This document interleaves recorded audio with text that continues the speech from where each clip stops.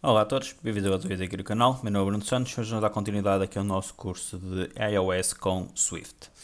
No caso, hoje vamos trabalhar com a parte de criação de classes. E classes são elementos que nos permitem a criação de objetos com informação específica de cada um desses objetos. Por acaso, vamos definir aqui o objeto pessoa, em que este objeto pessoa terá aqui os parâmetros nome, e-mail e idade. E vamos criar aqui o construtor, também para conseguirmos fazer aqui o acesso a esse elemento. Então o que é que acontece? Eu vou por simplesmente definir aqui a classe pessoa e vou identificar que essa classe pessoa terá então aqui valores como sendo o nome do tipo string, o e-mail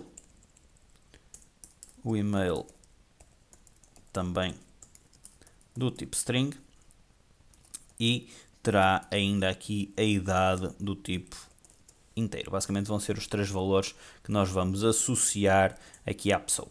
Para eu conseguir criar uma pessoa, eu precisamente decido criar aqui um construtor. Então no caso eu vou fazer aqui um init e que neste init eu vou identificar, quero passar aqui o nome, o e-mail e a idade. Estes são os valores que eu vou passar ao construtor. E que no caso eu vou colocar aqui self.nome igual a nome, self.email igual a email e self.idade igual a idade. Isto basicamente vai me permitir eu fazer aqui a construção e a criação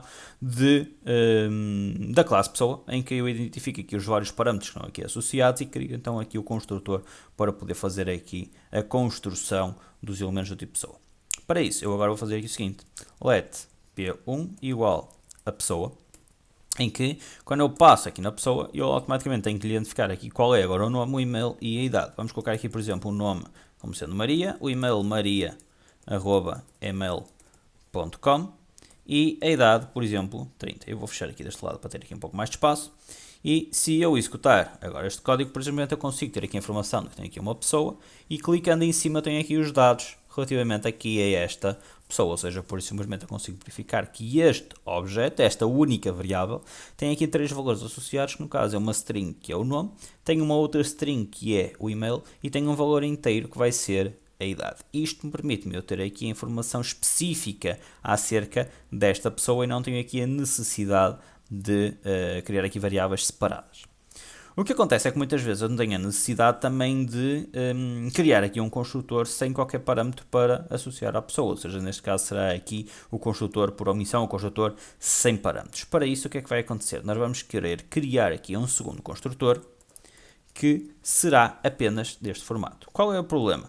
Ao eu fazer aqui este bloco de código, eu pura e simplesmente passo a ter estes atributos como sendo valores que não estão inicializados, ou seja, eu pura e simplesmente tenho que identificar aqui qual é o valor que vão estar associados. Para isso, ou eu coloco os valores aqui dentro, ou eu pura e simplesmente vou passar todos estes parâmetros a parâmetros potencialmente opcionais, ok? Ou potencialmente nulos, neste caso, valores opcionais, potencialmente nulos. E neste caso já me permite fazer aqui a criação de uma pessoa sem qualquer associação de qualquer parâmetro, ou seja, simplesmente se eu executar agora este elemento, e eu criei também aqui uma pessoa em que todos os valores que eu tenho associados são valores que estão nele, ok?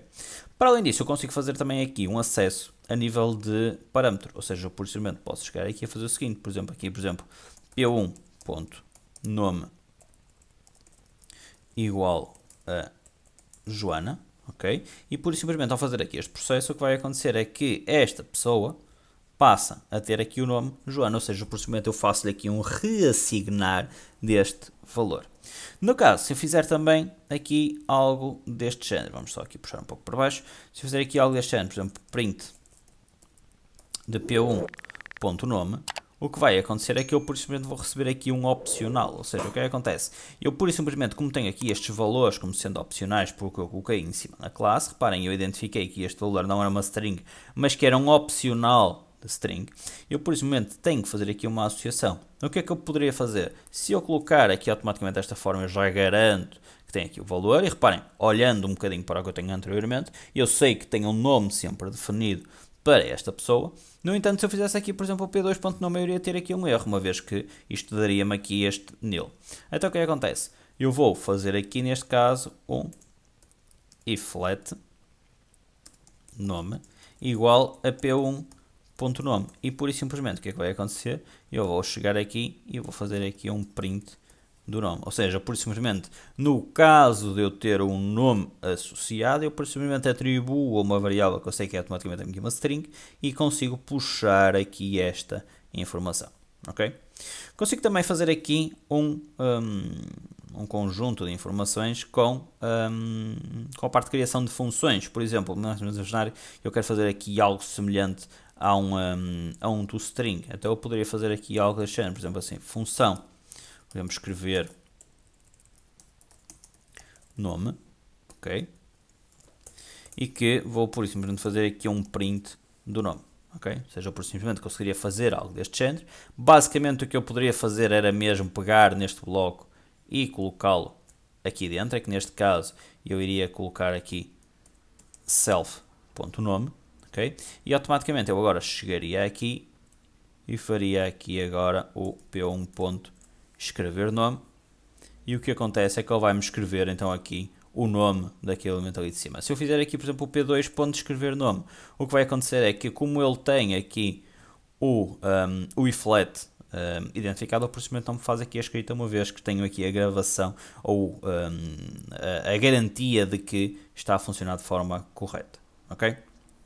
Algo que vamos também querer trabalhar é a parte da herança. Quando eu quero aqui uma herança, eu vou ter aqui vários tipos de objetos que posso criar. Ou seja, por simplesmente eu defini todos estes elementos, aqui na classe pessoa, e agora vou querer criar aqui uma classe aluno, que vai ir dar todos os atributos da classe pessoa, em que eu vou lhe dar aqui um número. Ou seja, neste caso eu vou colocar aqui número, como sendo aqui um int optional, e vou escrever aqui um override func, escrever o nome. O que acontece é que, por simplesmente, eu vou adicionar a este bloco aqui o que me falta do elemento anterior. Ou seja, eu vou fazer aqui um print.